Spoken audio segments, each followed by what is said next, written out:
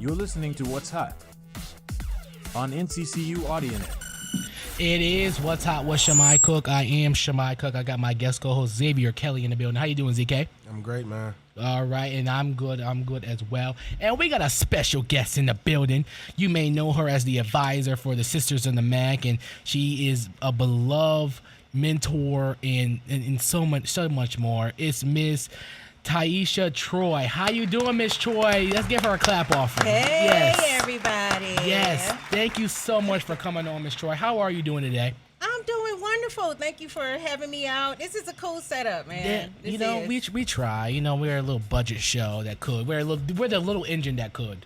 You're doing it. Yeah. I try. I call my show Ratchetness from Righteousness because I could go be interviewing the rapper, but I could go interview the chancellor too, and that's what we call it there. But I appreciate you guys. You coming on the show today, Miss Troy.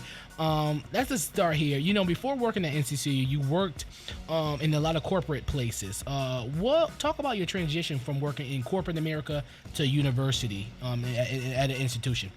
Okay, sure. So it's a huge transition. So I started in corporate America telling my age in 2005. Wow, I was 1 year old. That's great. Yes, I'm 20 years old. And I was 5. My son was 4. Yeah, it's okay. And listen, black don't crack unless you do it. Hey. All right. Okay? I'm telling you. So I started working with AARP, which is the American Association for Retired People. Yep. And that was supporting the 50-plus people.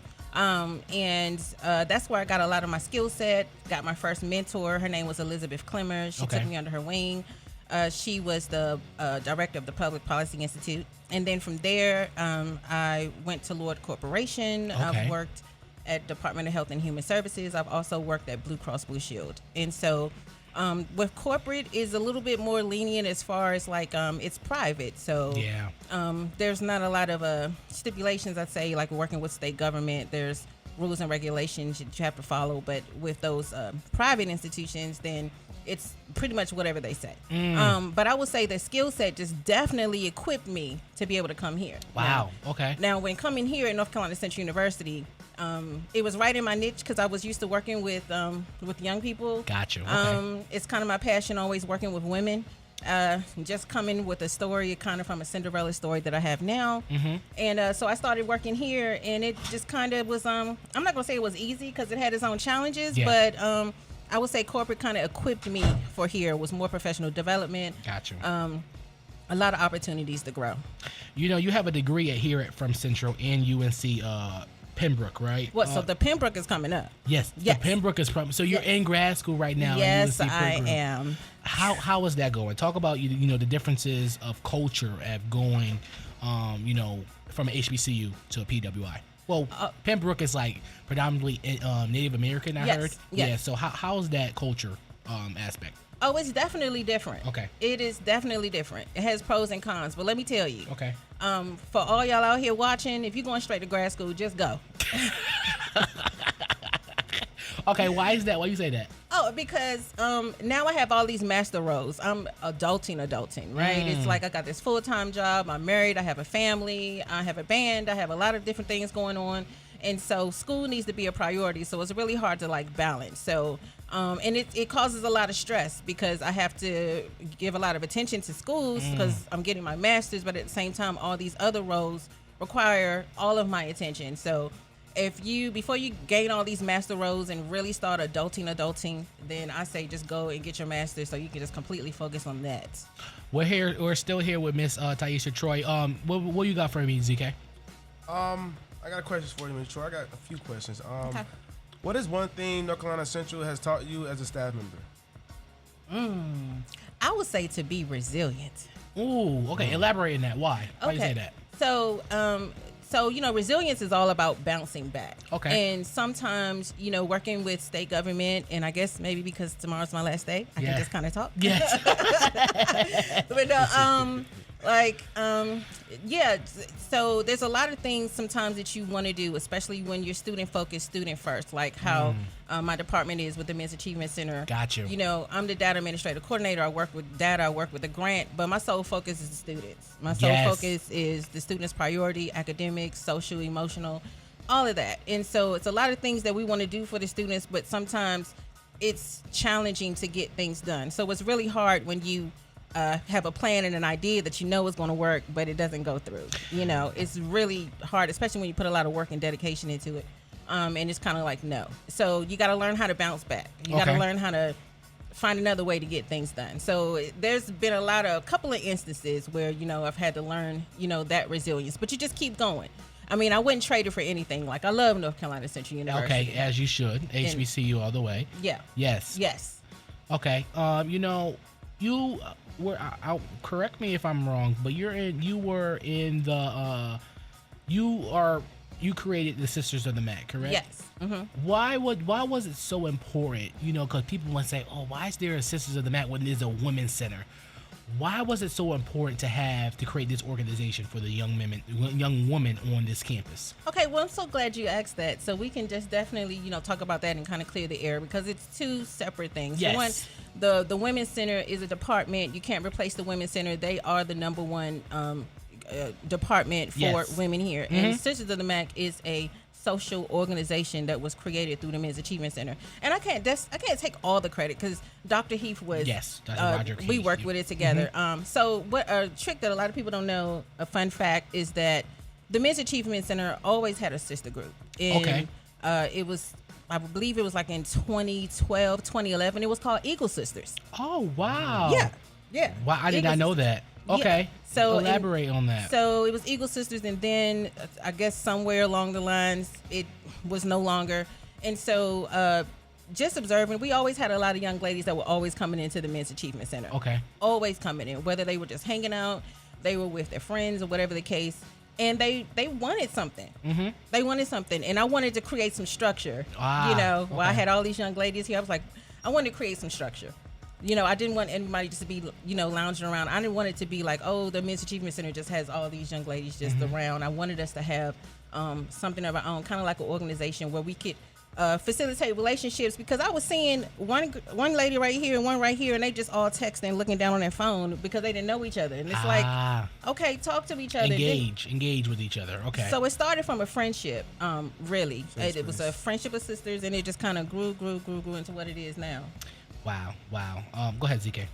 So you're more saying you wanted to make a safe space pretty much for the women as well. Oh yeah, definitely. Especially if they're in the Men's Achievement Center and I'm in the Men's Achievement Center. Exactly. Then it's like, okay, yeah, let's go ahead and create something. But again, it started from friends. It was a group of friends that wanted to create it, and then me and Dr. Heath worked on it, and now it's grown into what it is now. And I was actually shocked to see it grow so big. Wow.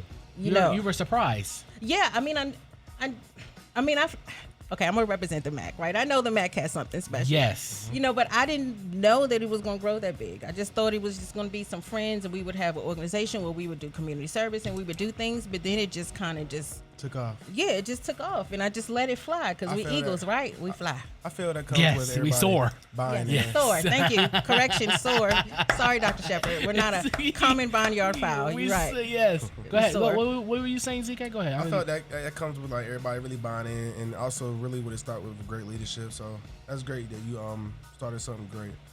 You know, yeah. Thank you. Yeah, no, absolutely. Why, you recently, everybody knows that you're leaving NCCU. Yeah.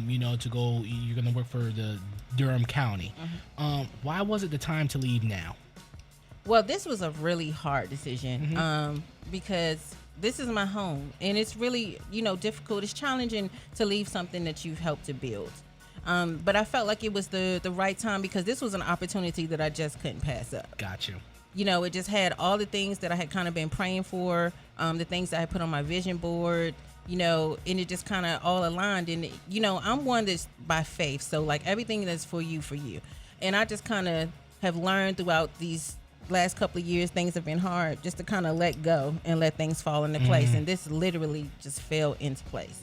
Someone reached out to me about this opportunity and said, hey, I think you'd be great for it, because I had no idea that this position existed. It was almost like it was created for me. And it was just one of a kind. And so I felt like it was the next level. It was like I'm getting my master's.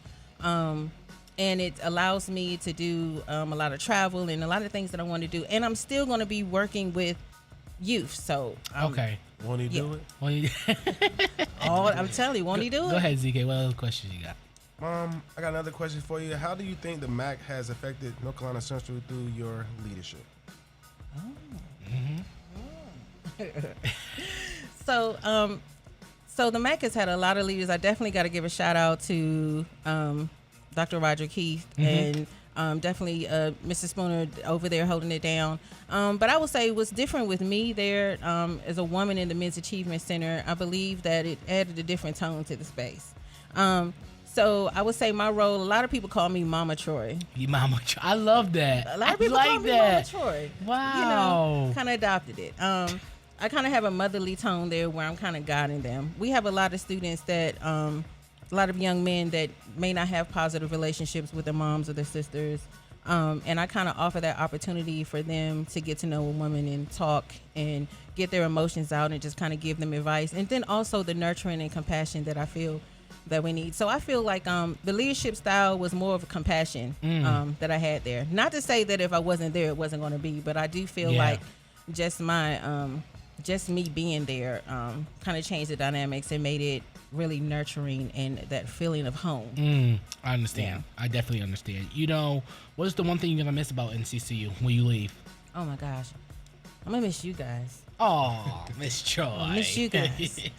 I'm gonna miss the students. I'm gonna miss the MAC. I'm gonna miss AAMI. I'm gonna miss LMI. I'm gonna miss ABA. I'm gonna miss the sisters. You know, I'm gonna miss Tuesday talks. Oh, you know, and you created the. Yeah. I'm gonna actually ask you a question. Actually, speaking of Tuesday talk, what was the purpose of what was your the story behind creating Tuesday talk? Because it has affected the great culture of the MAC, and a lot of people outside the MAC come to that program just to get stuff off their chest and have great conversations in a safe place. Yeah. So what was the purpose of that?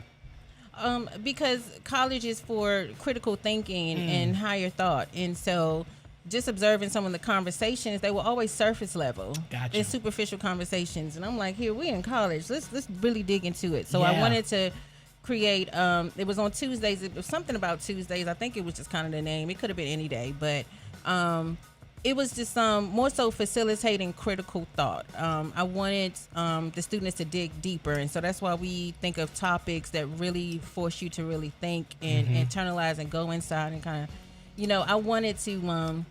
I wanted to like provoke the students just to have deeper thought. Okay. So that. it was like an exercise to make your brain going. Yes. Okay. Yes, Okay. yes, Okay. yes. I like that. Yes. What I'm all about legacy and your impact, and I think your impact has affected Central in such a great way. But how do you what type of legacy do you think you left here at Central? Like You that. know, I didn't think of leaving a legacy here. When you do the work that you just love to do, you just do it because you love to do it, and I'm not necessarily thinking for recognition or anything like that. But if I would say that I would leave a legacy, you know what? I'm gonna say a legacy of love. Oh, I love that. Everybody know Miss Troy got a lot of love for everybody. Yes. I'm gonna say a legacy of love. Like really, I think when you think of, I'm hoping when you think of me, do you think of love? Yeah, absolutely. What about absolutely? You? When you think of I love? definitely do, Miss Troy. You know what I'm saying? I'm gonna say a legacy of love. Yes, I did the data. Yes, I can help with the programming and do all that. But people will remember how you made them feel. Yes, and I think I'm just giving you your flowers because you have shown that in a male dominant area space that we learn how to make sure we speak eloquently when we're around different women, because I think you especially had to teach me personally how to make sure that women are, what you say don't affect women, but make sure that your point is across, but it's not offensive. You understand? Yes. And I feel like with that, I think that's the mother in you. And like you said, you're a mother as well. I think you're the Mama Troy of the MAC, and you will always be remembered as that. I appreciate, and I don't want to speak for ZK, but I think we appreciate the foundation that you left here at NCCU. And We're gonna miss you, Miss Troy. I'm gonna miss you guys too. And I kind of chuckled when you said that, when you said you personally, because you know me and you have had conversations, right? So it's like, but you didn't feel bad, right? You felt the love. No, you know? I felt the love. Yeah. I think it's everybody needs constructive criticism, and I think you have a way of delivering that criticism, but in a motherly way, and giving us the information that we need to know to make sure that we are prepared for corporate America and the real world when we leave the nest, as they say. What do you think? I would have to say 3 words to describe you, Miss Troy. It would have to be strong, wise, and smart. Yes, absolutely. Thank you, ZK. Thank you, Miss Troy. We appreciate you for coming on. You can go say your final goodbyes to Miss Troy on March 28th, from 1 to 3. Her farewell party will be in the Student Center at in room 201 and 2202. Make sure you go give Miss Troy some love. Thank you so much, Miss Troy. Come out, bring us Yes. beer. And can I say one final thing to the students? Go ahead. Okay, so all the NCCU students, those who know me, and those maybe who won't know me, you know, it has been an honor working here at North Carolina Central University, and I definitely have high hopes for all of my Eagles, right? Because you're here. Yes. You're here in this space, and so make the most of it. And I mean, I love you all, and peace out, NCCU. And we love you, Miss Troy, and appreciate you for coming on the show. Appreciate you. Thank you so much. Love you, love. Clap it up for Miss Troy and everybody. Up next, we got Christian Coleman in the building. He's running for Mr. Sophomore. That's on the other side. Thank you so much. You're listening to What's Hot on NCCU AudioNet. Oh, what you cooking?